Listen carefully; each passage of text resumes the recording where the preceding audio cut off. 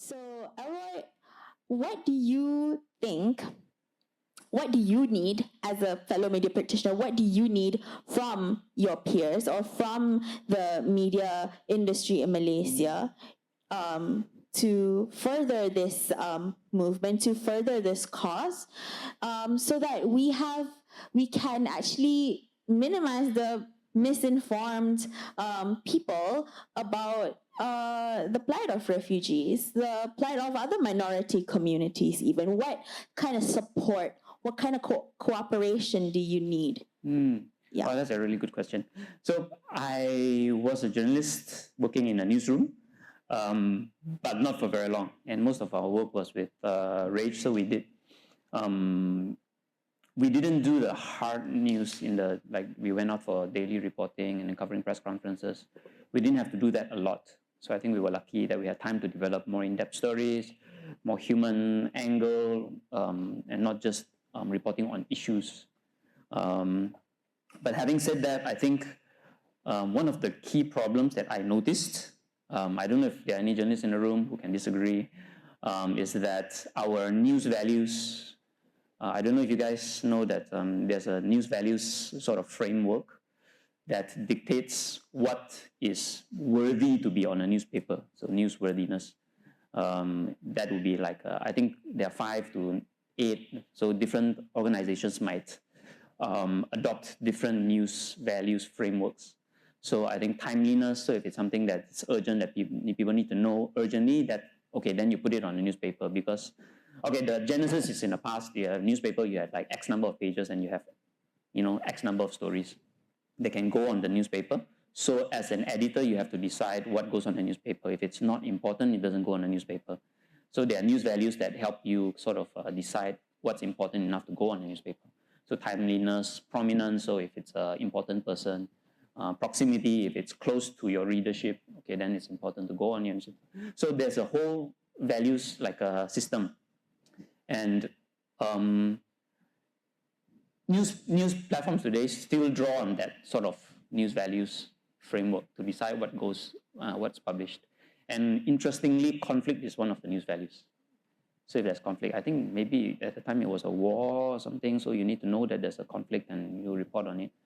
But journalists are trained to put as many news values into the headline as possible. So that's why you always see conflict terminology in your headlines, I feel. So always war, battle, something, PM and DPM clash over, always conflict in your headlines. I think that's one of the problems. Yeah, the news values dictates how you're reporting your news and what goes in your news. And I think in this day and age, when we realize that media can be so polarizing, especially with social media creating our own echo chambers. I mean, okay, fine, social media has democratized things a bit, but it's created its own set of problems that maybe news organizations need to relook at these news values and start to reimagine what the press means to society today. I would say that social cohesion should be one of your news values.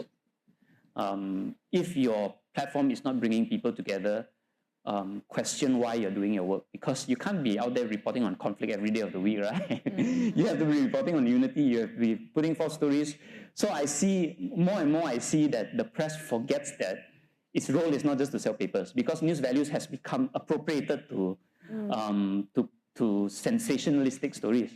Conflict, then they put conflict in their, and it sells papers, and then it sort of becomes a cycle where it validates its existence, news values, because it's selling newspapers, because it's getting clicks. But we have to relook what is the connection to this society or this community that we aspire to be. And if you're a journalist, what is your role in this? It's not just throwing very clickable headlines out there, right? Or clickable stories, right? It has to connect to a broader idea of what is your role in your community as a journalist. We know a doctor is there to heal people so that they don't die. Then journalist, what is your job? Cannot be just to earn money and go home, right? Get a holiday in Bali, right? It's got to be more than that, right? Sure, those are the perks, if you do your job well. but where's your connection to your community through your vocation? So we see that the news values, I feel, I don't think many people have, I've spoken to some people, not many people agree with me, but where's the social cohesion news value in our publications? If our stories are not bringing people together, what is the meaning of telling stories? What's the use? Don't we sit around and tell stories so that we understand each other?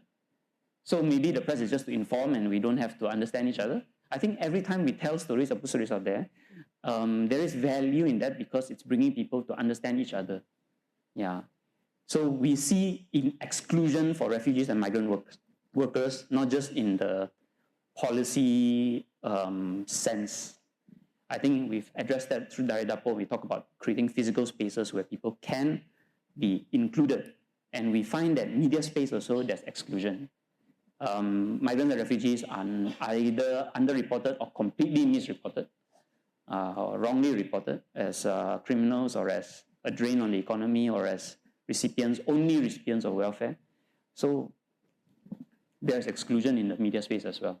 So how can we, as media practitioners, as journalists, see that you have to be a space where everyone is included? And not everyone, not just Malaysians. Malaysians means everyone who's in the country. Yeah, so I think that's the sort of very fundamental or very broad little change, right, that newsrooms can start to think about. Yeah, we cannot just be promoting conflict. We need to see our platforms as a space for social cohesion. Yeah. But if you look at it that way, you know, with that heart of gold, looking at things, using media as a platform to foster social cohesion, I think some people would also be curious how do you make ends meet with that? Yeah, how to make ends meet. I think journalists all have a job already, right? They're all part of a capitalistic corporate. Yeah, I think you can still sell papers if you have social cohesion values. And I think we've done stories where it's very popular and it's just based on people coming together. I think when we were at the start, we did a campaign where we brought COVID survivors to meet the people who served them during COVID. It's just about bringing people together. Lots of people clicked it, lots of people liked it, lots of people felt moved by it. Yeah, so I think it's also finding a new way to reach the audience. Yeah, and I believe if you find your space in your community will take care of you. Yeah, okay. If you bring value to your community, it will sort itself out in the long term. So theoretically, that should work. Of course, there's competition in your office. There's everyone's going for the promotion. If you are a business owner, you are fighting for market share, and everyone's competing. So I acknowledge that that's not going to be an easy solution. But at a very basic level, I think we can all agree, right? If no one's happy just working a job and going for a holiday. I don't see anyone who finds fulfillment in that. Yeah, I think you're really healthy when you're part of a healthy community. And you're in a healthy community when all of us have equal rights and have the right to contribute to that community. That's when you're really healthy. You might not be rich. But trust me when I say this, and we've been through this because since I left the start, with no stable salary, you live within your means and you can still have a meaningful life. You might not fly to US for the weekend or, I don't go to Africa for safari or whatever. But I mean, having purpose is what life is. Having purpose, having community, having a chance to make each other's lives better. That's life, man. That's life, man.